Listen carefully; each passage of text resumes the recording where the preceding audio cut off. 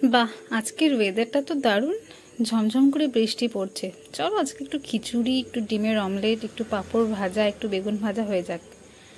না না, রোজ রোজ বৃষ্টিতে খিচুড়ি খেতে ভালো লাগে না, আজকে বরঞ্চ একটু তেহারি হয়ে যাক। কেমন আছেন সবাই? আশা করি সবাই খুব ভালো আছেন, আমিও ভীষণ ভালো আছি।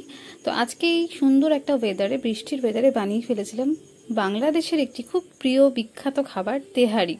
অনেকেই ভাবেন তেহারি বানাতে খুব ঝামেলা, অনেক সময় লাগে, কিন্তু না, এটা খুব সহজ একটা রেসিপি, যেটা বিরিয়ানির থেকে অতি সহজে আপনি বাড়িতে ইজিলি প্রেসার কুকারে বানিয়ে ফেলতে পারবেন। অনেকটা কম সময় লাগবে। তো চলুন বানিয়ে ফেলা যাক। তেহারি বানানোর জন্য সবার প্রথমে আমি আদা রসুন লঙ্কার একটা পেস্ট বানিয়ে ফেলেছিলাম, আর এদিকে আমি পেঁয়াজ পরিমাণ মতো কেটে কুচি কুচি করে রেখেছিলাম। ওদিকে আমি বিরিয়ানির জন্য পরিমাণ মতো চাল ভিজোতে রেখে দিয়েছিলাম। এদিকে কড়াই বসিয়ে ফেলেছি, কড়াইতে গোটা গরম মশলা দিয়ে দিয়েছি, তার মধ্যে দিয়ে দিয়েছি কুচিয়ে রাখা পেঁয়াজ। পেঁয়াজটা যখন ভাজা ভাজা হয়ে এলো, এর মধ্যে আমি বেটে রাখা মশলাটা দিয়ে দিলাম। অবশ্যই পরিমাণ মতো নুন আর কাশ্মীরি রেড চিলি পাউডারটা এর মধ্যে দিয়ে নিতে হবে, দিয়ে নাড়াচাড়া করে নিতে হবে। নাড়াচাড়া করে নিয়ে ভালো করে কষিয়ে নিতে হবে। আচ্ছা, আপনারা কারা কারা এই রেসিপিটি বাড়িতে বানিয়ে খেয়েছেন আমাকে কিন্তু কমেন্টে জানাতে একদম ভুলবেন না। এই কষানো মশলার মধ্যে আমি ঢেলে দিলাম পরিমাণ মতো চিকেন। এই রেসিপিটি আমি আমার এক দিদির থেকে বানানো শিখেছি, আমার তো ভীষণ ভালো লাগে। আপনারা অবশ্যই কিন্তু বাড়িতে ট্রাই করবেন আর আমাকে জানাবেন। আচ্ছা, এই ভিজিয়ে রাখা চালটা আমি আস্তে আস্তে বাটি করে মেপে নিয়েছি ওদিকে। আর এদিকে আমি আতর পরিমাণ মতো 1 থেকে 2 ফোঁটা আতর এই কষানো মাংসের মধ্যে আমি দিয়ে দিয়েছি। এতে ফ্লেভারটা খুব সুন্দর আসবে। আলাদা করে আর এখানে এক্সট্রা কোনো মশলা দিতে হবে না। সামান্য 1 চামচ মতো গোলাপ জল, 1 চামচ মতো কেওড়ার জল দিয়ে দেবো। এদিকে প্রেসার কুকারের মধ্যে আমি রান্নাটা করব, তাই প্রেসার কুকারের মধ্যে পরিমাণ মতো সর্ষের তেল।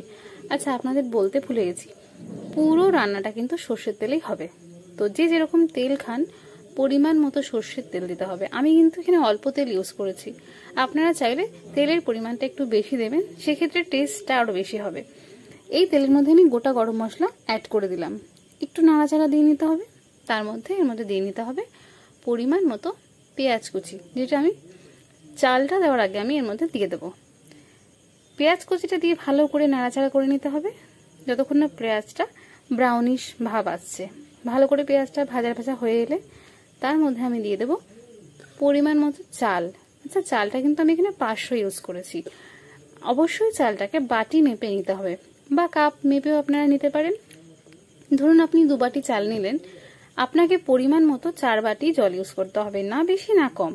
না হলে কিন্তু ভাতটা হয়তো কাঁচা থেকে যাবে, আর না হয়তো ভাতটা একটু বেশি সেদ্ধ হয়ে যাবে।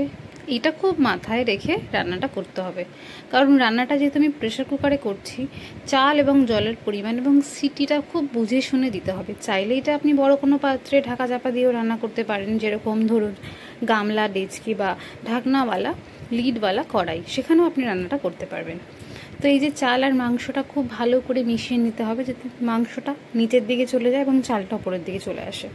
যতটা সম্ভব আস্তে আস্তে নাড়াচাড়াটা করবেন, সেই ক্ষেত্রে চালটা ভেঙে যাওয়ার সম্ভাবনা কম থাকবে। আচ্ছা, খুব গুরুত্বপূর্ণ একটু বিরিয়ানি মশলা আমি এখানে দিয়ে নিয়েছিলাম, যাতে গন্ধটা এবং ফ্লেভারটা খুব ভালো আসে। মাংসেও আমি হালকা সামান্য বিরিয়ানি মশলা দিয়েছিলাম, বাড়িতে বানানো বিরিয়ানি মশলা। আর এখানে দিয়ে দিলাম 3 থেকে 4টে কাঁচা লঙ্কা। কাঁচা লঙ্কার ফ্লেভারটা খুব সুন্দর, খুব ইম্পর্টেন্ট এই তেহারির জন্য। পরিমাণ মতো নুন আমি এর মধ্যে দিয়ে নিলাম, কারণ নুনটা একটু কম ছিল। দেখুন, একটা সিটি হাই ফ্লেমে দিয়ে কত সুন্দর ঝরঝরে একদম তেহারি রেডি। আচ্ছা, এরকম ঝরঝরে রেডি কি সত্যি হয়? একটা সিটি দিয়ে সামান্য টাইম অবধি আমি পেপারে রেখেছিলাম। দেখুন কি সুন্দর রেডি হয়ে গেল আমার চিকেন তেহারি। রেসিপিটি ভালো লাগলে অবশ্যই আমাকে সাপোর্ট করবেন, আর অবশ্যই বাড়িতে বানিয়ে খাবেন এবং আমাকে জানাতে ভুলবেন না। ভালো থাকবেন।